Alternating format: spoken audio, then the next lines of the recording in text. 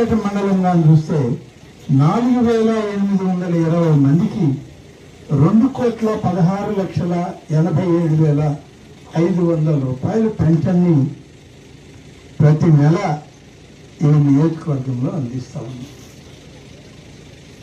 మన గ్రామానికి వచ్చేటప్పటికి శ్రీకాకుళంలో 305 మంది 12,86,500 రూపాయలు ప్రతి నెల 1వ తారీఖు సెలవు అయితే 30వ తారీఖు 31వ తారీఖు ముందు రోజే పెన్షన్లను పంపిణీ చేస్తామంది ఈనాటి ప్రభుత్వం అని చెప్పి నేను మీ అందరికీ మనవి చేస్తాను.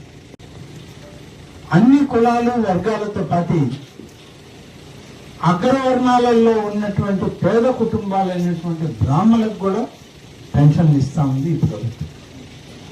రాష్ట్రం మొత్తం మీద 46,148 మంది బ్రాహ్మణులకి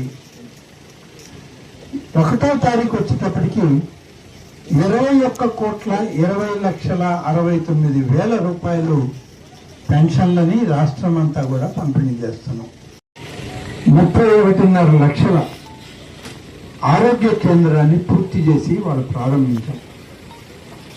ఇది ఇవాళ మొదలుపెట్టింది కాదు, మీ అందరికి గుర్తుంటే మీ గ్రామ విషయం. గడిచిన ప్రభుత్వంలో 17 లక్షల రూపాయలతో మొదలుపెట్టి డబ్బులు సక్రమంగా ఇవ్వక ఈ గ్రామంలో ఉన్నటువంటి అన్ని వర్గాల ప్రజలకి మంచి ఆరోగ్యం ఇస్తామన్న మాట చెప్పి 17 లక్షలు ఇచ్చి చేతులు దొరుకుకొని ఆసుపత్రి నిర్మాణం ఆపేసి వెళ్ళిపోయిన ప్రభుత్వం అదైతే, ఇప్పుడు ఆ 17 లక్షలకి మరొక 14 లక్షల రూపాయలను కలిపి ఆసుపత్రిని పూర్తి చేసి పూర్తయినటువంటి ఆసుపత్రిలో డాక్టర్లు నర్సులు మందులు ఇచ్చి ఈ గ్రామంలోనే కాదు గ్రామానికి ఉన్నటువంటి మధుర గ్రామాల్లో కూడా పూర్తి స్థాయి ఆరోగ్యం ఇవ్వాలి ప్రతి కుటుంబానికి అని చెప్పి 31.5 లక్షలతో ఆరోగ్య కేంద్ర భవనాన్ని ఇప్పుడు ప్రారంభించి ఆ డాక్టర్లు నర్సులతో మాట్లాడి రావడం జరిగింది. 1 లక్షల రూపాయలతో సిమెంట్ రోడ్లు వేసాం, వాటిని కూడా ప్రారంభించాం.